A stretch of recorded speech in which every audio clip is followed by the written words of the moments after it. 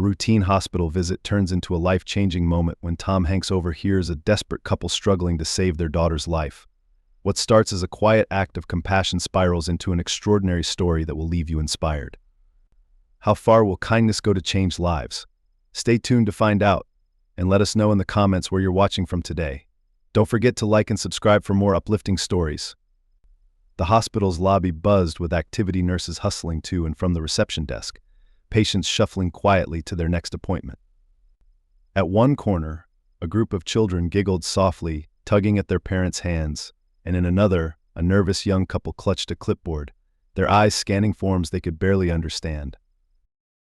Tom Hanks, dressed in a plain blue sweater and a pair of jeans, strolled in with an air of humility that belied his fame. He was there for a routine meeting with the hospital's director about a new charity initiative. Most people didn't notice him, which was exactly the way he liked it. For all his renown, Tom relished moments of normalcy, blending into the quiet corners of everyday life. As he walked toward the private meeting room, he slowed. Just ahead, a man and a woman sat slumped on a pair of metal chairs near the children's ward. Their whispered voices weren't meant for anyone but each other, yet the despair in their tones was unmistakable. Tom's steps faltered. "I don't know what else to do," Emily, the man, muttered, his fingers trembling as he ran them through his unkempt hair. "We've tried everything. We've sold the car, we've maxed out every card. I even asked my brother for help, and you know how he is about money." Emily, her face pale and streaked with fresh tears, shook her head. "It's not enough, Robert. The surgery has to happen by next week. If we wait any longer," her voice broke. She clutched her bag tightly, as if holding it might somehow tether her to reality. Tom stopped near the coffee station, pretending to read a bulletin board filled with hospital flyers. He wasn't trying to eavesdrop, but their pain was palpable. Something inside him tugged an instinct he couldn't ignore. "We should just go," Emily whispered. "We're wasting time sitting here. There's no way we'll come up with $70,000 in time. And without insurance." "We can't give up," Robert cut in sharply, though his voice cracked under the weight of his own hopelessness. "She's our little girl." Tom inhaled deeply, his heart pounding. They were talking about their child, a child who needed urgent medical care they couldn't afford. He stole a glance at them. Emily clutched a photo in her hand, one of a beaming little girl with curly brown hair, perhaps 6 or 7 years old. Her innocent smile in the picture felt like a cruel contrast to the grief etched across her parents' faces. Tom knew he had to do something. But what? How could he intervene without crossing a line? He wasn't just another face in the crowd, his presence always drew attention, and that wasn't what this family needed right now. They needed help, not a headline. As the couple's conversation trailed off, Tom's meeting slipped further from his mind. He could feel his pulse quicken, his thoughts racing with the same question over and over: what can I do? Just then, a nurse walked past the couple, pausing to offer them a sympathetic look. "Emily, Robert," she said softly, "the doctor can meet with you now." The two rose slowly, their movements heavy with exhaustion. They followed the nurse down a hallway, leaving Tom standing in the middle of the bustling lobby, his resolve hardening. He wasn't sure how yet, but he would find a way to help them. They just didn't know it yet.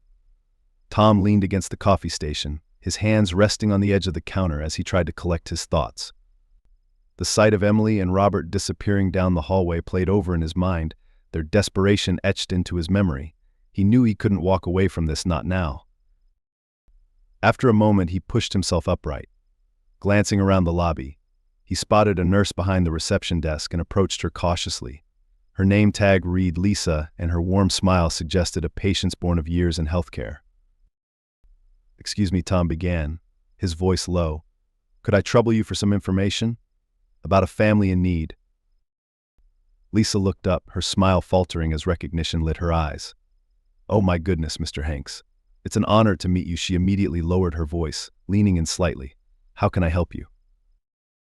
Tom offered a polite but hurried smile. "Thank you, Lisa. I noticed a couple in the waiting area, Emily and Robert, I believe. It seems like they're going through a difficult time.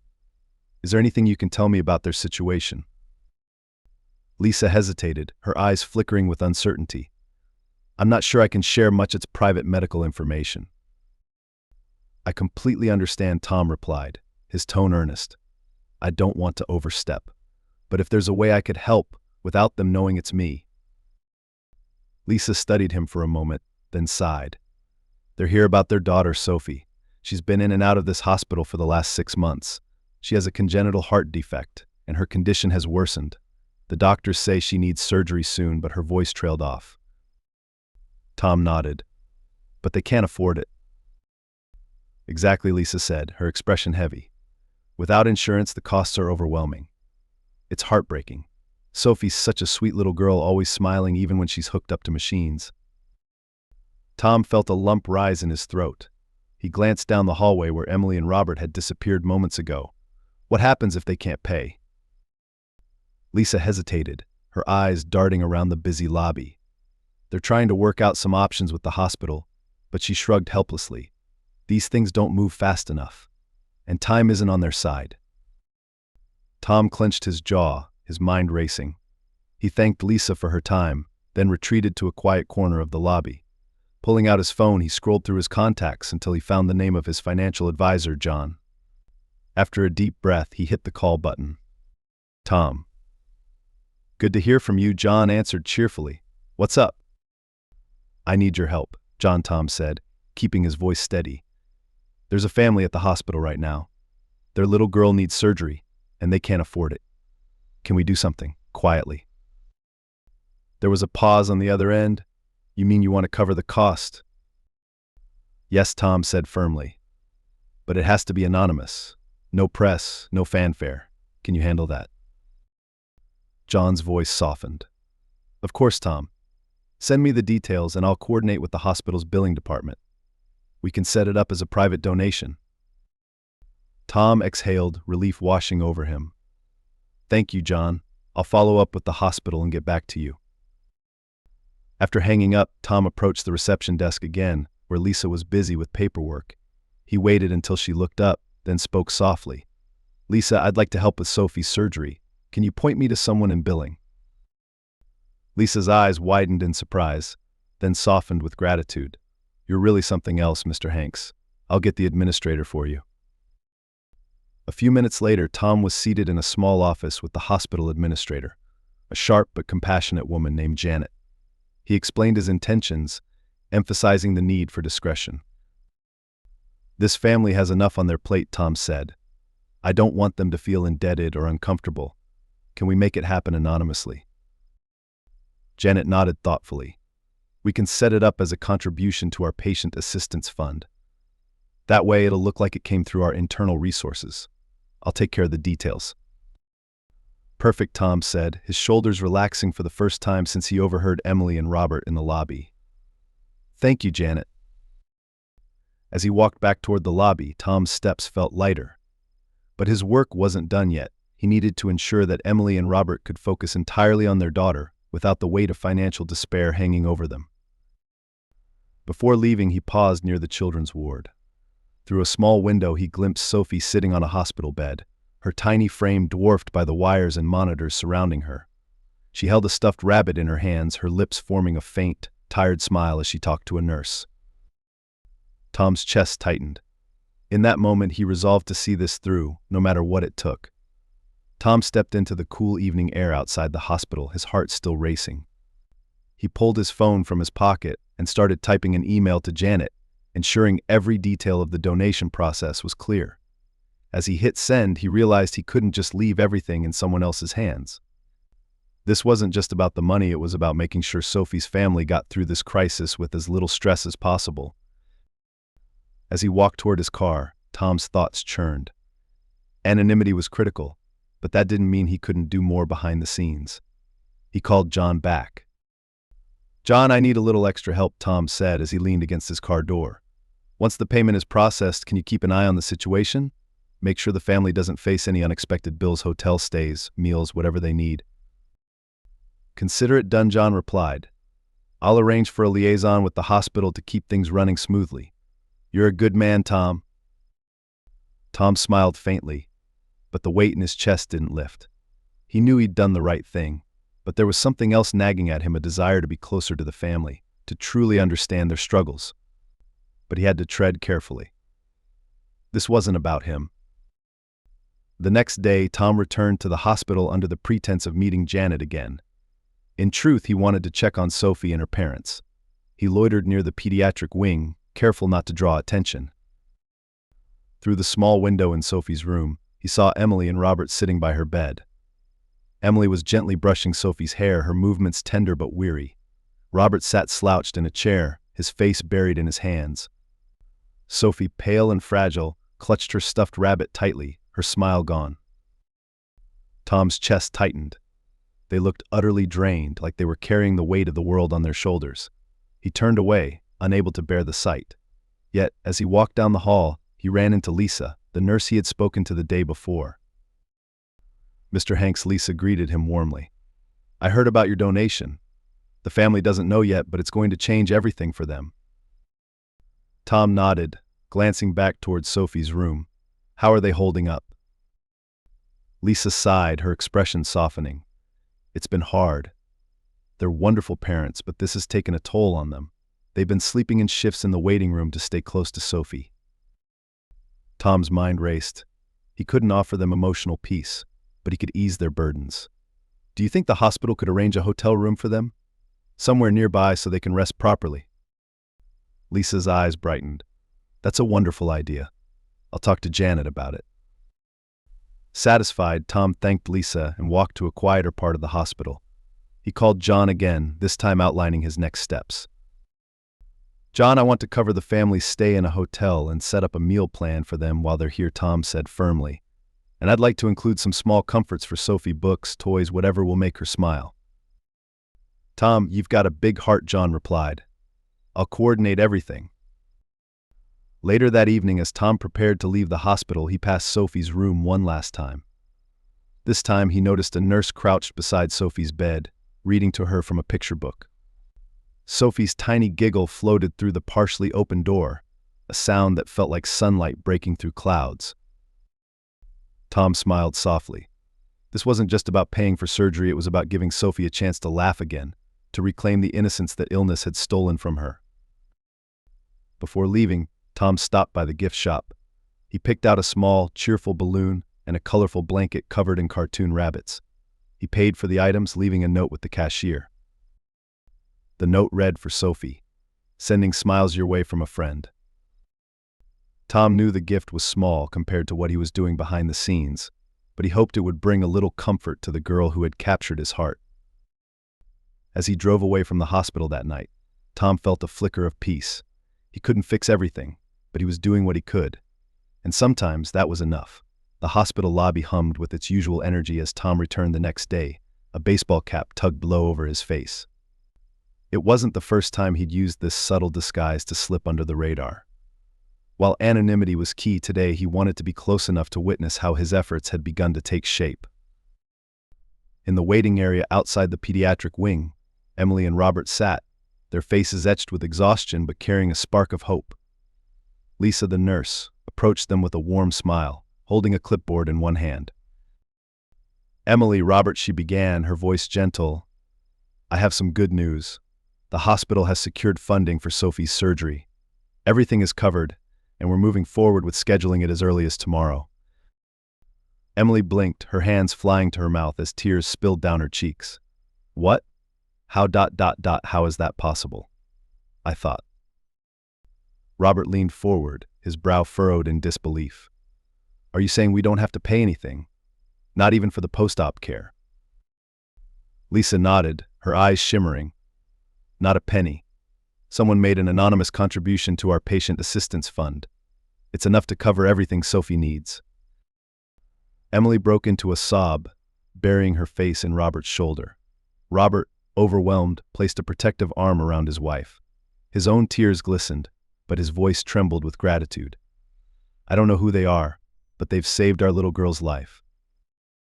Tom, seated a few rows away with a magazine held strategically in front of his face, couldn't help but smile. The wave of relief washing over the couple was palpable, and for a moment he felt the weight of the world lift. But his satisfaction was tempered by the desire to keep the focus squarely on Sophie and her family. He had no intention of stealing their moment. Inside Sophie's hospital room, the little girl lay propped against a pile of pillows, a picture book in her lap. Emily and Robert joined her, their earlier despair replaced by a cautious optimism. Sophie looked up, her wide brown eyes sparkling with curiosity. "Mommy, why are you crying?" she asked, tilting her head. Emily wiped her tears quickly and sat beside her daughter, cupping her cheek. "I'm just happy, sweetheart. Very, very happy." Robert chimed in, his voice cracking with emotion. "We've got some good news for you, kiddo. Tomorrow, the doctors are going to make you feel all better." Sophie clutched her stuffed rabbit tightly. "Really? No more needles?" "Just one more," Emily said, her voice breaking into a soft laugh. "But after that, you'll be running around with your friends in no time." As Sophie grinned, Robert stood and walked to the window, staring out into the city beyond. His hands trembled as he rubbed his temples. "Who would do this for us?" he murmured to himself. "How can we ever thank them?" Meanwhile, the hospital administration buzzed with whispers about the mysterious benefactor. Although Janet, the administrator, had honored Tom's request for anonymity, the staff couldn't help but speculate. Lisa caught up with Janet during her lunch break. "Janet," Lisa asked, her voice low, "you know who it is, don't you?" Janet paused, setting her coffee cup down. "Yes, but I promised to keep it confidential." Lisa sighed. "It's not just about the money, you know. Whoever did this has given that family more than they could ever ask for. They deserve to know who to thank." Janet considered this but shook her head. If the donor wanted recognition, they would have revealed themselves. Let's respect their wishes. But discretion wasn't always foolproof. Later that evening, a nurse in the billing department let a detail slip while chatting in the staff lounge. "Did you hear? Tom Hanks covered the whole thing. The family has no idea." The word spread like wildfire. Within hours, whispers had traveled through the hospital, reaching the ears of both staff and patients. By the time Lisa heard the news, she knew it wouldn't be long before Emily and Robert found out. The next morning, as Sophie's surgery was being prepped, Emily and Robert were approached by a nurse holding a small envelope. "This was left for you," she said, handing it over. Robert opened the envelope cautiously. Inside was a note written in neat, blocky handwriting. "Your family's strength is inspiring. All I want is for Sophie to smile again. Wishing you all the best, a friend." Emily stared at the note, her heart pounding. "Do you think this was from the donor?" Before Robert could answer, Lisa entered the room, her expression tight. "Emily, Robert," she said softly, "can we speak for a moment?" The couple followed Lisa into the hallway. She hesitated, clearly grappling with her words before sighing. "There's something I need to tell you. It's about the person who helped you." Robert's eyes widened. "You know who they are?" Lisa nodded, her voice lowering. "It's Tom Hanks." For a moment, the hallway was silent, except for the faint hum of hospital machinery.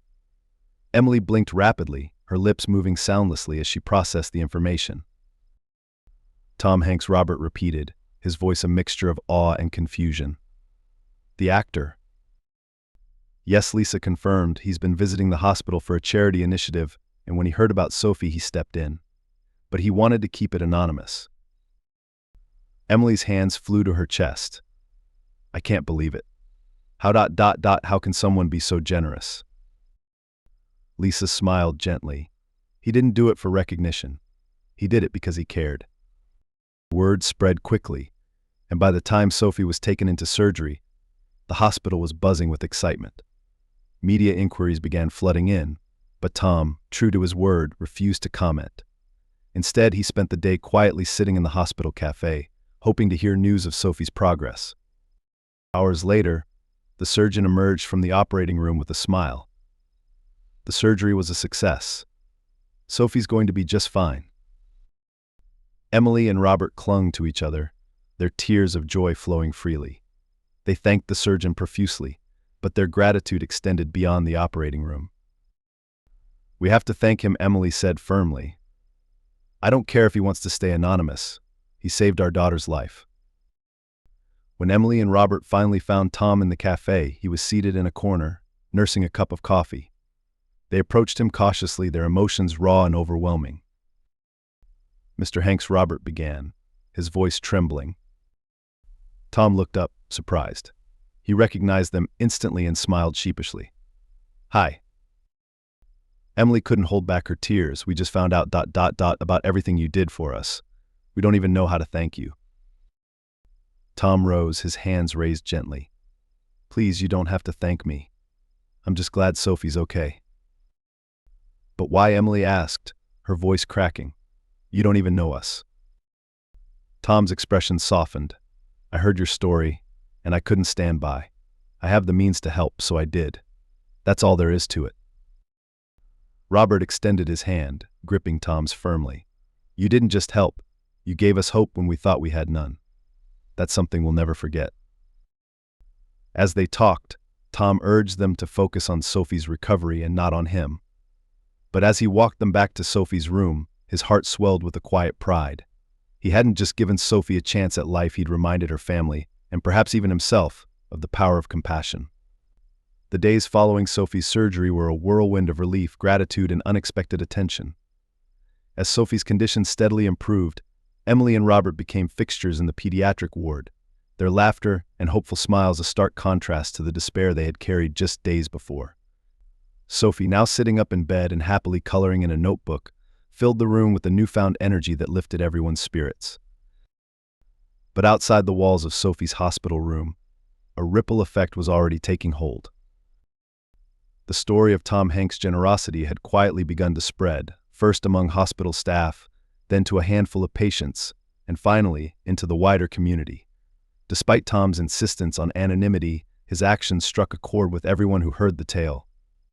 Local news outlets caught wind of the story and began reporting on it, though Tom's name was often left out at his request. Instead, the narrative focused on the kindness of an unnamed benefactor who stepped in to save a young girl's life. In response, something extraordinary began to happen. The hospital's donations department, typically quiet and underfunded, saw an unprecedented surge in contributions. People from all walks of life, business owners, retirees, even children hosting lemonade stands offered what they could. Some donations came with notes for Sophie and kids like her in honor of anonymous heroes everywhere, because every child deserves a chance.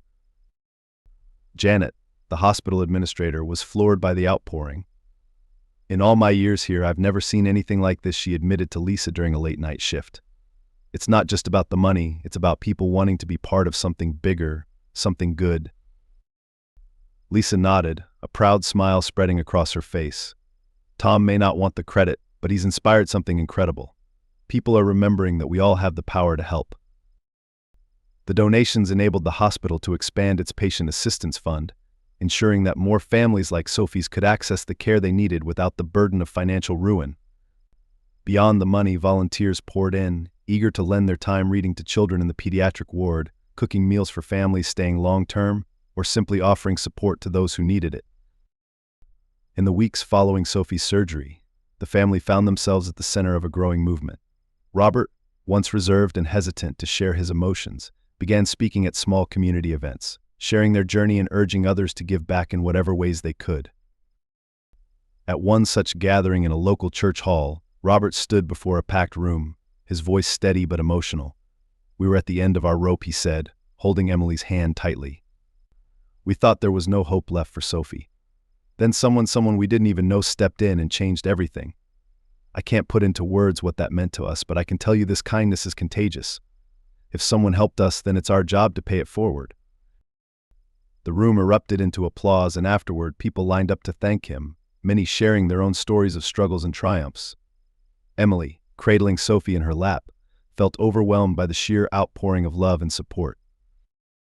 Meanwhile, Tom watched the ripple effects of his actions unfold from a distance.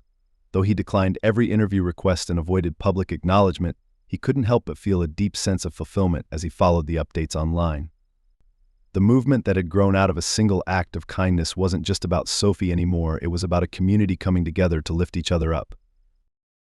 One evening, John called with an update. Tom, you've started something big, he said. The hospital's received over 10 times the donations they usually get in a year. Families are getting the help they need, and it's all because you took that first step. Tom chuckled softly, leaning back in his chair. I didn't do it to start a movement, John. I just wanted to help one little girl. That's the thing about kindness, John replied. It doesn't stop at just one person.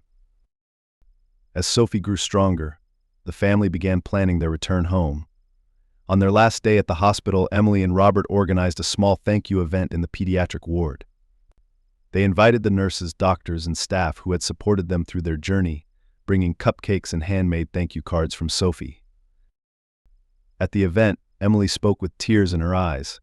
"This hospital didn't just save our daughter's life, it saved our family. And though we may never get to personally thank the person who made it possible, we want them to know that we'll never stop being grateful."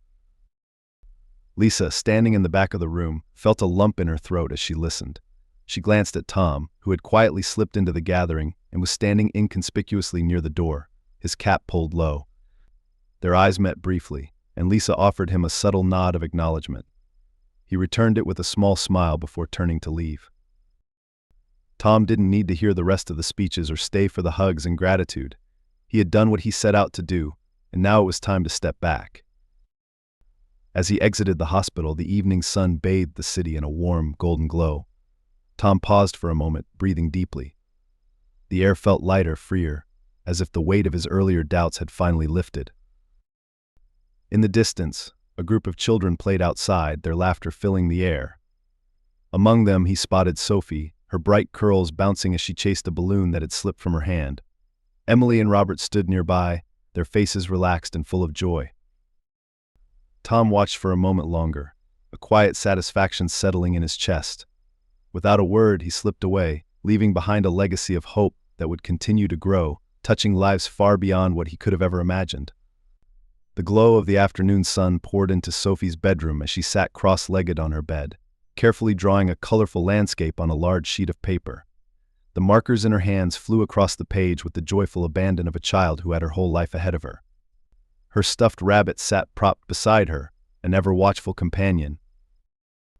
Emily stood in the doorway, her arms folded, a soft smile playing on her lips. It had been 3 months since Sophie's surgery, and life had started to feel normal again, something Emily hadn't dared to dream of during those dark days in the hospital. Sophie was back in school, running with her friends at recess, and her laughter now filled their home as it once had. The medical bills, which once seemed insurmountable, had been taken care of, thanks to the generosity of their mysterious benefactor. "Mommy, what do you think?" Sophie asked, holding up her drawing. It was a colorful scene of a park, with children playing on swings and a big yellow sun smiling down. Emily walked over and knelt beside her daughter. "It's beautiful, sweetheart," she said, stroking Sophie's hair, "just like you." Sophie giggled and returned to her drawing. "Do you think our friend would like it?" Emily's chest tightened. Though Sophie was too young to grasp the full weight of what had happened, she understood that someone special had helped them when they needed it most. Sophie often referred to this unseen benefactor as our friend, as if they were a guardian angel watching over her. "I think they would love it," Emily said. "Maybe we can mail it to the hospital, and they'll make sure it gets to our friend." "Okay," Sophie said brightly, carefully signing her name at the bottom of the page. That evening, as Emily and Robert cleaned up after dinner, they talked about how their lives had changed. "I still think about him every day," Robert said, stacking plates in the sink. "It's not just the money, it's what he gave us the chance to believe in people again." Emily nodded, wiping her hands on a dish towel. "I used to feel so alone, like the world didn't care about people like us. But now it's different. I see the good in people everywhere." Robert smiled softly, wrapping an arm around Emily's shoulders. "Maybe that's the best way we can honor what he did, by paying it forward, spreading the same kindness." Emily rested her head against his chest. "We will. I promise." Meanwhile, in Los Angeles, Tom Hanks was back to his busy schedule, juggling meetings, charity work, and the occasional film project. But he often thought about Sophie and her family, wondering how they were doing. He hadn't reached out. He wanted to respect their privacy, but he kept tabs on the hospital's patient assistance fund, ensuring it remained well supported. One quiet evening, as Tom relaxed in his study, a package arrived. His assistant placed it on the desk, and he opened it curiously. Inside was Sophie's drawing, folded carefully, along with a short note written in Emily's neat handwriting. "Dear Mr. Hanks, we may never fully express how much your kindness has meant to us. You saved our daughter's life, but you also gave us hope when we thought we had none. Sophie made this drawing for you. It's her way of saying thank you. We think of you as our family's guardian angel. Please know that we will honor your gift by spreading kindness wherever we can. With all our gratitude, Emily, Robert, and Sophie. Tom unfolded the drawing, a smile tugging at his lips as he took in the vibrant colors. He placed the picture on his desk, leaning it against the wall where he could see it every day. For all the accolades and awards he'd received throughout his career, this simple drawing felt like the most meaningful recognition of all. In the months that followed, Sophie's story and the mystery of her anonymous benefactor continued to inspire. Community initiatives sprang up, focused on helping families in need. The hospital expanded its pediatric care facilities, naming a wing in honor of everyday heroes, to celebrate the unsung acts of kindness that changed lives. Emily and Robert, true to their promise, became advocates for families navigating similar challenges. They volunteered regularly at the hospital and started a local support group for parents with critically ill children. At every meeting, they shared their story, reminding others that even in the darkest times, hope could come from unexpected places. One evening, after a particularly moving support group session, Emily looked up at the night sky. The stars glittered like tiny promises against the velvet darkness. She thought of their benefactor not just as a man, but as a symbol of something greater, the power of human compassion. "Thank you," she whispered into the night. As for Tom, life went on as usual, but Sophie's story stayed with him. On challenging days, when the world felt heavy, he'd glance at her drawing, and it never failed to lift his spirits. He didn't need recognition or thanks, knowing that Sophie was thriving was all the reward he needed. Years later, when Sophie had grown into a confident young woman, she would reflect on the stranger who had changed her family's life. Though she never met him in person, his kindness became the foundation of her own dreams. She decided to pursue a career in medicine, determined to give others the same second chance she had been given.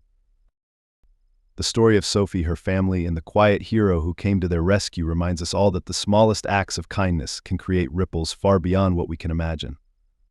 It's a testament to the power of compassion, proving that even in a world filled with challenges, there is always room for hope and for heroes.